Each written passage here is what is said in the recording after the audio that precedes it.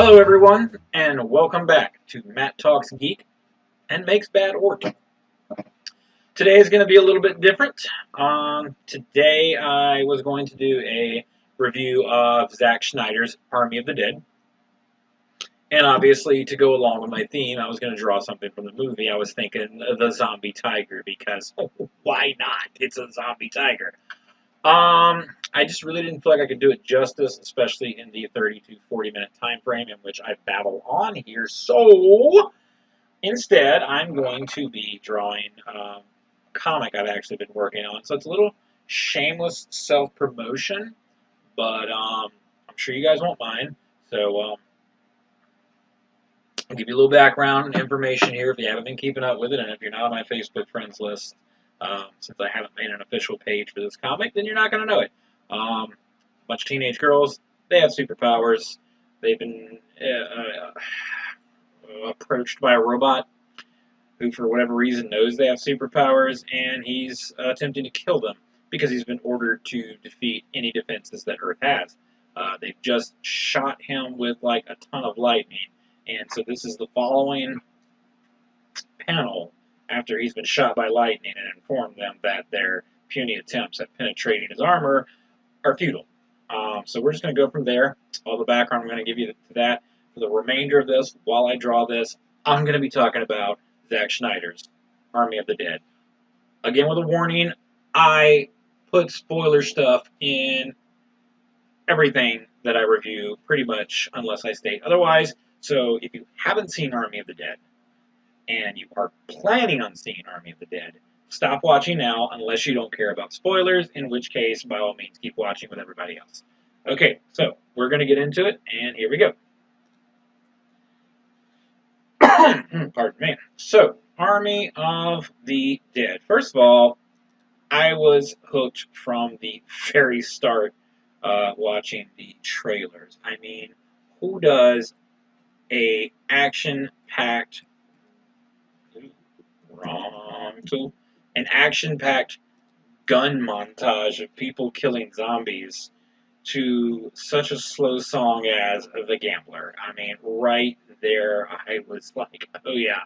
And it's Zack Snyder, and it's Dave Bautista. Just the whole cast, everybody. Everything about that whole trailer sold me. It did exactly what trailers are supposed to do, which sadly a lot of them fail at these days. So I was actually very excited for this thing to come out. So as soon as it did, I made sure to watch it on Netflix. Um, and let me tell you, it was way better than it had any business being. I thought it was just going to be a good, fun romp. You know, kind of, what's the word I'm looking for? Cult classic kind of material. But honestly, it was so much more. Yeah, I mean, it's definitely, probably, very well going to become a cult classic. I have no doubt in my mind on that. But more on that later. So, if you haven't seen it, or if you have seen it, okay, so we already know. So, at the beginning of the movie, what do you got here? You got a bunch of army guys. They're driving, and they're hauling something. They don't know what it is. It's pretty dangerous, though. And on the other side of the road is a couple coming from Vegas who just got done getting married, and they're very happy. And suddenly, the brand new bride decides that she wants to give her brand new husband a gift in the form of, well, I'm just going to go ahead and say it, in the form of Roadhead, which ultimately ends up in the crash that releases the cargo that the army guys are carrying, which turns out to be a very powerful, very fast, very strong zombie, who we later come to call Zeus. Now, this thing doesn't seem like your normal zombie. And a lot of zombie movies have kind of gotten away from the guys in favor of a smarter, faster zombie because as long as they are what this movie refers to as the amblers, I think amblers, yeah, I think that's what they call them. As long as this thing is, as long as the zombie is regulated to that, they're not really a threat unless they're in a big swarm. That's always been kind of the thing. Zombies' strengths are their numbers. Someone doesn't know what's going on when they first get bit, and then next thing there's 80. By the time people are wise that they're zombies, there's an army of them, and it's hard to contain. This is not like that. So apparently, Zeus is what we later find out is an alpha. I'll get into that. But it seems like when he bites you, you're kind of like him. Now if one of his guys seems to bite you, though, it's like you become like a normal zombie. And so this all happens, as we discussed, very close outside of Las Vegas, Nevada, since the couple just came from there. So with that in mind, um, the zombies quickly take over Vegas, and I mean quickly. No one sees it coming, and then we're treated to a montage of military soldiers trying to fight the invasion and save as many people as they can save. Now, I'll tell you this: that right there is probably the most unrealistic part of the whole film, because you and I both know that if there was a true to life zombie outbreak in Las Vegas, Nevada, the government would not hesitate to level that city to contain it. So, having said that, we get into the meat and potatoes of the movie after the fact. You see a quick news report. They talk about the zombie wars and how Vegas is pretty much walled off. And I kind of wondered, even watching the previews, how exactly do you wall off a city while there's a zombie invasion that you're attempting to contain? And it was actually a very, very interesting answer that the movie already had ready. Shipping containers. Easily brought in and dropped. If the zombies are concentrating their efforts on, eating the people in the city and not trying to leave the city, and you have people on the outside keeping them from leaving long enough, you could feasibly actually do that. I would think. I don't see why that would be unrealistic. And I was actually quite impressed with the in movie explanation, especially since you just got to see it. It's not like they sat there and said that's what they were doing, which I love that about movies that don't spoon feed you every detail. You have to watch, you have to pay attention, listen to what's in between the context. Now, um, but the United States government is in this movie is finally to the point where it wants to nuke the city, which took it long enough. But there was some vote that had to go, yada yada. I mean, come on. Anyway, there's a time frame. They have to evacuate.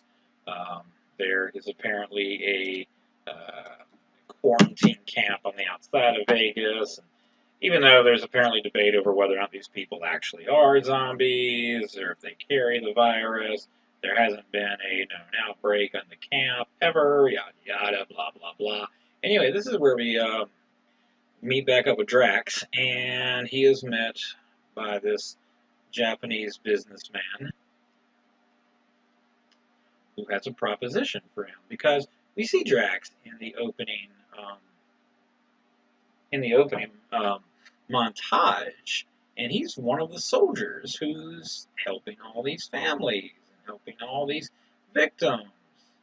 So, what's he doing in a burger joint? Flipping burgers. He's a freaking war hero. No, as anyone who's ever actually served can tell you, it really doesn't matter what you did in the service. Once you're out, you're just another civilian. And if your only skill was being a good warrior, I got news for you. The civilian world has very little use for that skill. Great soldier, burger flipper on the outside. It's actually a reality. It's pretty sad. But we're not here to talk about that. We're here to talk about his chance at redemption here. So Tanaka tells him that he's got a vault in a casino that is in Vegas, full of money. Money that he's already been reimbursed for, so it is untaxable and untraceable. And while surrounded by zombies, as it is pointed out to him by Drax there, it is, at the time, unspendable. So that's where he apparently is supposed to come in. He is asked to assemble a team to get this 200 million out of the vault. Should be a simple job. And in return for his services, he will be given 50 million to divide up as he sees fit to his team. So he goes and recruits some old buddies from the zombie war days. With a new guy that wasn't from the zombie war days, but they need a safecracker. So they go and they get one. So what happens is, well, of course these guys take it. Of course they do. Why wouldn't they? You know, he of course is giving the people he cares about the most money. He and his main partner, they're going to be walking away with 15 million. Everybody else gets like varying degrees, depending on their skill. There's a couple of new people that his people he actually scouts bring along. And then of course one of Tanaka's guys has to go along to make sure that they. Well, we're really not sure. We assume he's there to make sure the job gets done, and we'll get to that, which is one of the things I love about this movie. It really, it did play out a lot of typical zombie tropes, but at the same time, it really kind of felt like something different. It didn't feel like the same zombie movie rehashed over and over with a new skin. This kind of felt a little original. I know there's a lot of people out there that, think that Zack Snyder is not that great, and I say to them, what movies have you made? So,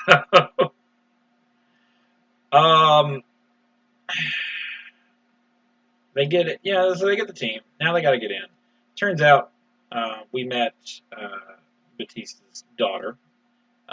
His name is Scott in the movie, if I'm not mistaken. I think Scott Ward. We meet Scott's daughter in the quarantine refugee camp, and her name is Kate. Kate becomes quite a big deal. As a matter of fact, an even bigger deal when you start considering things I'll discuss later. Kate actually knows a woman in the camp who shuttles people in. So they got a way in.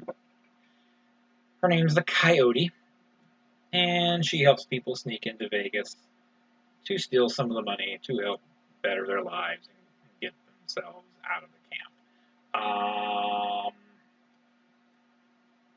So of course, yeah, she's down.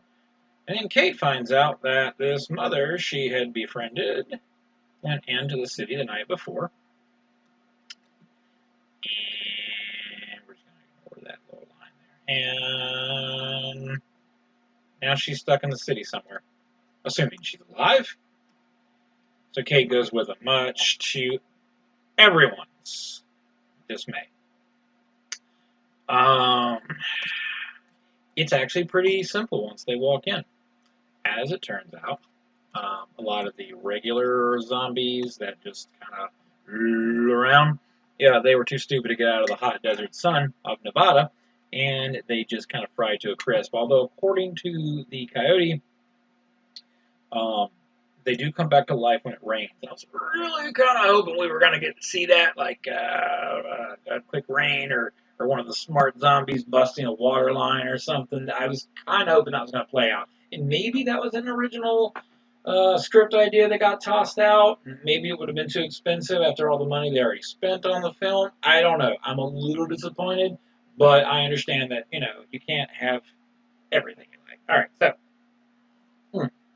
having said all of that, um, we get to the point where they actually meet what they call the alphas. Now, this is where it gets interesting. The alphas aren't just strong and fast, they are smart. Like, they have rules. The coyote says this is not their prison, like they keep referring to it as. This is their kingdom.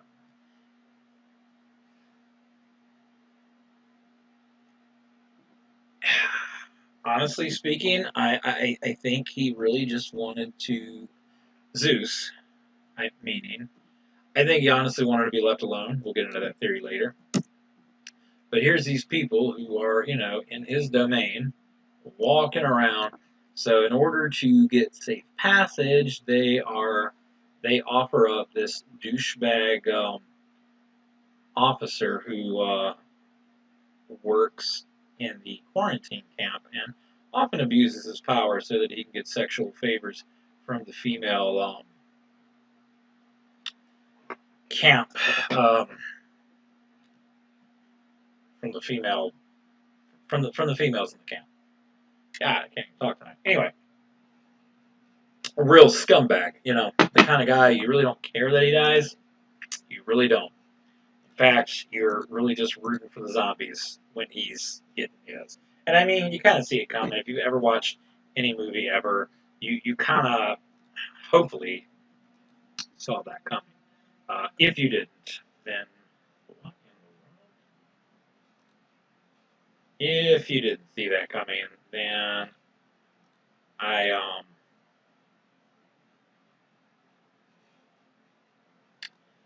I don't know. I guess you just don't really watch too many zombie movies. I mean, it's pretty much a thing in all of them. You know, some douchebag character ends up getting killed in a horrific way. Each year for a moment. Anyway, um, moving on. Sorry about that. Something strange popped up on my screen, guys. It just kind of threw me off there. Where was I? Ba, ba, ba, ba, ba, ba, ba. Oh, yes. Um, so, moving along, they have safe passage, but as the coyote tells them, look, man, I'm not just going to flaunt this by walking on their streets. So they move inside. Now, this is, and this is a fun part, because anyone who's followed the movie ought to know at this point that the pilot character, I can't even remember the pilot's name, but the original actor apparently had some pretty serious allegations against him. And in the wake of the scandal, they recasted him. But the film was already, well, filmed. So they just took another actor and they just literally digitally filmed over him using green screens and a lot of stuff. And it was seamless for the most part. However, in this one part, I will say that you could kind of tell, and by kind of tell, I mean like you had to be looking for it. And if we didn't know that this actress was actor, we didn't know that they were replacing somebody. I wouldn't even know to look for it. I wouldn't have even noticed it. But they got this weird light shining in from a parking garage that they're sitting in, and so they're all kind of cast in shadow. And well, the pilot shadow gets a little weird at one point. I'm not really entirely certain how to describe it, but he just didn't look right. And that was the one shot. Everything else was so seamless that, I mean, it's just kind of makes me rethink what is possible in filming. So let that be a lesson to everyone, you are not replaceable. Not even after the movie is filmed. You are not replaceable. It's awesome. Whew. So, having said all that, we quickly move into the point where now we're getting into the actual meat and potatoes. They're running into zombies that are hibernating. They, of course, wake up because we got to have a big moment at some time. Um, no one's been attacked yet. We need a moment of actually fighting zombies, and we get it. Unfortunately, we also get our first character death that we care about. And it was a character, and again, I really am bad with names, especially in zombie movies. Um, but this girl was just quite the badass, and I really hope to kind of see her last longer through the film. She actually was. I was actually kind of mad. I was like, oh my god, do not kill her this early, please. And they did. And they did. Totally upset me. It doesn't take them very long to actually get to their target, though. That's the crazy part. Because once they do, it's still not over. They still have to actually get into... wrong tool. They still have to actually get into the safe. And that's where the safe cracker comes in. Um, by this point, they've already fought their way through a few different zombies. And this is where one of the characters makes a very out-of-character statement, just out of left field, because they see another team, and this is the second team they've come across. There was one in the parking garage, I think it was, where they found another set of blueprints, and they're like, man, other teams have already been here. And then they find another team sitting at the vault. And Safecracker makes a offhand comment about how they were foolish for trying to cut through the gate instead of using explosives, and all they managed to do was damage the locking mechanism. So it's kind of funny, though, because then this other character, one of my favorite ones, another one of my favorite ones, he just suddenly goes into this whole thing about how, but what if it's not other people? What if it's them? And of course, we're all like, where's he going with this? He even says, look at them. That's us. You know? Maybe that's not another group. Maybe we're stuck in some kind of hellacious loop. It's not word for word. I don't remember. But the whole idea was that he makes this huge, huge, deep argument for how it's just them. And there's really funny, as it turns out, because I found out this morning, um, that there's a whole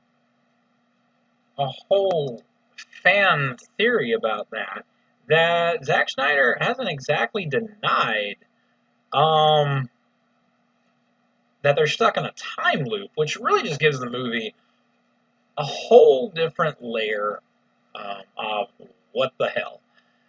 And as he's describing this time loop, it kind of makes sense, and especially if you look at the evidence, the clothes are very similar. One of the zombies they shoot actually has a necklace that is identical to one of the necklaces another one of the characters is wearing. Um, it's just kind of creepy, and when you really think about it, it makes a lot of sense if you're going to go into that sort of storytelling. But that's not important yet. So what's important is the what happened, what goes wrong, because obviously something goes wrong. They wouldn't make a movie called Army of the Dead if they didn't actually have to fight an Army of the Dead, right? Well, what could go wrong, man? They're in the zombies' good graces, right? The alphas are letting them in. Zeus, which we've seen a few times, is giving himself a cape and everything, and he seems pretty well in control of things. Um, and then we find out what Tanaka's man is there for. Tanaka doesn't need the money, and honestly, I never really bought that whole explanation, because what would Tanaka really need with that money? What he needed was zombie blood. And, or, more to the point, what he needed was a sample of zombie that could be used, of course, by the U.S. government, because let's not forget, at the very beginning of the movie, the zombie belonged to the U.S. government. And it's not really clear, was that the result of some, a virus that lost containment? Was it a super soldier that went wrong? Was it alien technology? They're not really clear on that, and that's all we know is they are definitely, the government definitely had something to do with it. And obviously they want their zombies back. So they trap this lady zombie that you see, the one you see in the previews with the headdress and everything, cut her head off because they need that sample. And by they, I mean the coyote is in on it because apparently she made a deal with the guy. So it's very obvious this is not the first time they've met. Again, the whole time loop thing kind of starts showing through, and then we get to this point where it's like, they're gonna know, we killed her, so we gotta get a move on because once they know we killed her, the deal is off, yeah, blah blah blah, and that's pretty obvious. But then another loop gets thrown, and that is that the government moves up the time to nuke Las Vegas. Now they have like an hour and a half. So the safe is going to take another half hour to crack. So they're really just kind of pushing the clock here. By this point, Zeus has found his lovely bride beheaded, and he gets pretty mad. Calls on his big army of the dead. Each had the name of the movie. And he really shows his tactical prowess. He made a helmet that mostly just protects his forehead from frontal attacks that would be trying to attack his brain. Um, so it's like, wow, okay, what is this guy? Um, Again, I am leaning towards Super Soldier because you could see that he wore dog tags. And then when he finally confronts the characters at the vault, who, by the way, they've gotten in the vault by this point, but now they're under siege. And he can fight like really good. He doesn't even have to rely on zombie fighting and all that crud. He can fight, and he's apparently got super strength, super speed. Um, he could have easily taken down the character he was fighting, but didn't, because I think he just kind of enjoyed it. Because by that point, he wasn't in it to make new zombies. He was in it for revenge. The first thing the alphas did when they got off the elevator was just snap someone's neck. Another character, which I really hoped was going to get out of there. And the thing about zombie movies is you're never quite sure how many people are actually going to get out of there. They could honestly all die. Um, if we're being honest, they could honestly just all die, and there's really nothing we could do about it. Oh god dang it! And there's really nothing we could do to stop it because I mean we're just the viewers, right? But I was really hoping a few guys that died would make it out. Um, at this point, they got to fight. I know you guys probably get tired of me saying that, so I'm going to try to stop here. Um, they got to fight their way out of the casino, which is now flooded with alphas, and that pretty much flooded with alphas. We start seeing characters get picked off one by one. Pretty soon, it is just Batista and the Wolf, and they realize there's no Kate. The helicopter pilot is hopefully fixing the broken down helicopter they found on top of the roof. Um, they have to get to the roof, which is proving difficult because the safe's at the bottom. So they got to go up. They realize Kate has gone into the casino that the alphas have taken over. Of course, she doesn't have to worry about running into alphas because they're all out in the other hotel trying to kill her dad and his team. So they get to they get to the roof. They're attacked, and it's by Zeus. What ends up occurring there is we finally lose the wolf, um, which I kind of I keep saying, have I been calling her the wolf this whole time? It's the coyote. Did I call her the wolf this whole time? Crazy, crazy. Maybe I'm thinking of Pulp Fiction. Maybe I want to watch that. Harvey Keitel, the wolf. Anyway, the coyote. We finally lose her. And of course we lose her. Why wouldn't we lose her? I didn't think she was going to make it out anyway. Mostly because her kind of character archetype doesn't make it out. It's like, yeah, she's kind of a sketchy character, but she kind of redeems herself, and then bam, she's dead. Didn't see her making it out. She doesn't.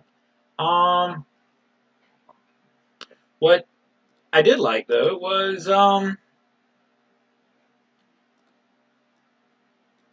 I mean, just I don't know where I was going with that train of thought. All right, moving on. So they get off the roof, not before um the helicopter pilot's like, what the hell was I looking at? And he's like, oh man, we got to go to the other casino. My daughter's in it. And they've literally got no time to do this. They got a lot longer than what he says. He says like 9 minutes, but I guarantee you, a lot more than 9 minutes passes before that nuke comes down on Vegas. So with that being said, he gets in there, and of course, by that point, Zeus has worked his way back to that hotel because he realizes that's what they're doing. He tries to kill Batista's daughter, who's there to save the mother that went in earlier, and she does actually. She gets her out. Batista shows up at the last moment and fires a rocket, which hopefully kills Zeus, but of course, he didn't, because as they're taking off from the helicopter again, um, Zeus jumps out of nowhere. And this is kind of where I start getting the idea that Zeus really didn't want to take over the world. It wasn't about zombie domination. He just wanted to be left alone. He is able to leap a good distance and just jumps right into this helicopter. He wasn't trying to escape Vegas this whole time. That zombie army could have escaped Vegas, and it wouldn't have been much at all for them to have done it, marched through the streets, and just taken over everything they touched. But they didn't. They stayed there. That was their domain. He wasn't going after them to escape. He was going after them for revenge. He was mad. He was angry. Why do you guys keep coming in here and messing with my stuff, killing my people? So in a way, in this movie, the zombies were kind of better than people. Was that deep? No, it wasn't deep at all. It was not. It was not. And now we get to the part where I really just kind of hated it. I didn't hate it. I was not happy with some ending sequences because of the course of a big fight between Zeus and Scott on the helicopter. Of course there is. Why wouldn't there be?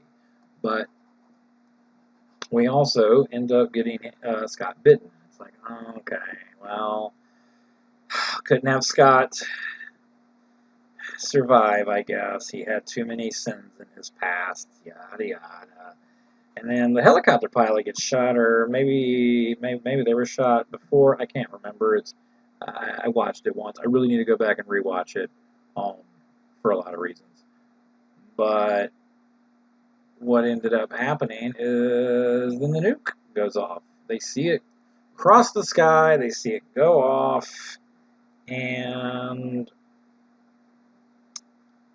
they're way too close. They outrun the explosion for a little second. It's not very long, and then they get thrown out of the sky. This is what I hated most about the movie, was that they only died. They literally only died. Well, I'm sorry, a lot of them died for a lot of other reasons, but Scott only died because he had to go back and save Kate.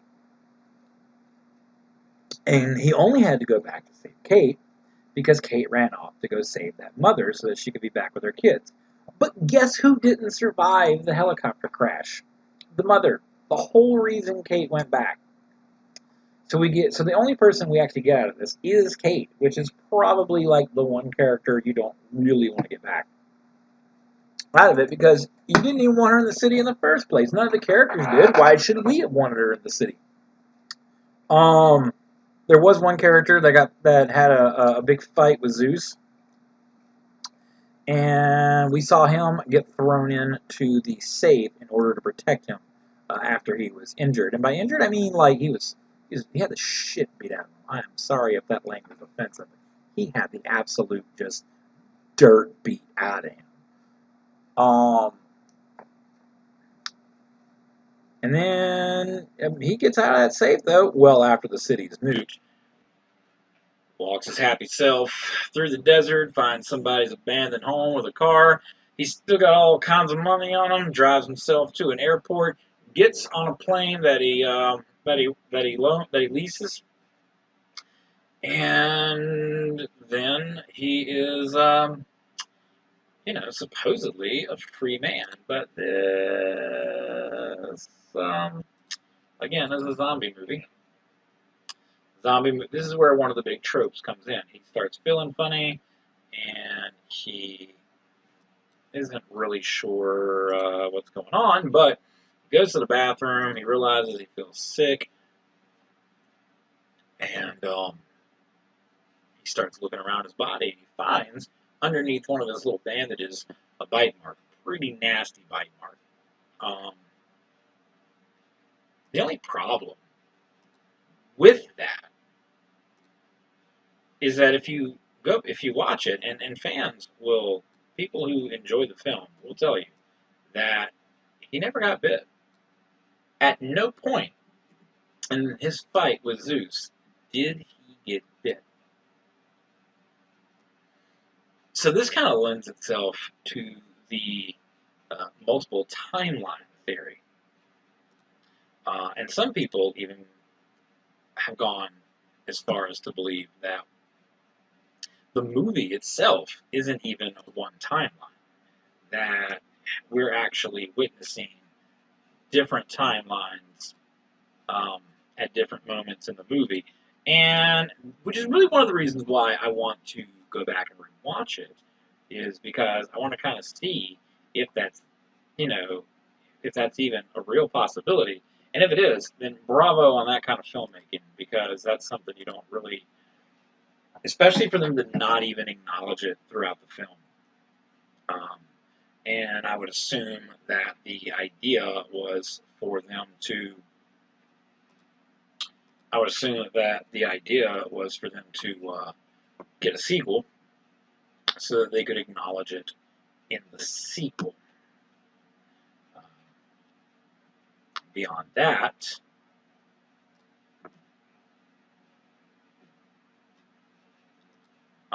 beyond that, I really don't know any other reason why you would want to do that. And I hope that is the case, actually, because I do want to see a sequel to this. I don't want it to just be a one-off thing. Um, I know a lot of people are out there clamoring for their Snyderverse DC, but if I'm being perfectly honest, and I do mean perfectly honest, I don't really care for that. I don't really want it. Nope, don't want it. What I want is I want more of this, more of the Snyder I know.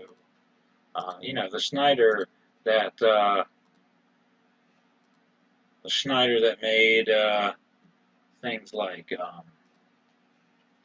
300, which of course is also a comic book movie, but the Snyder that made Sucker Punch, that Zack Snyder.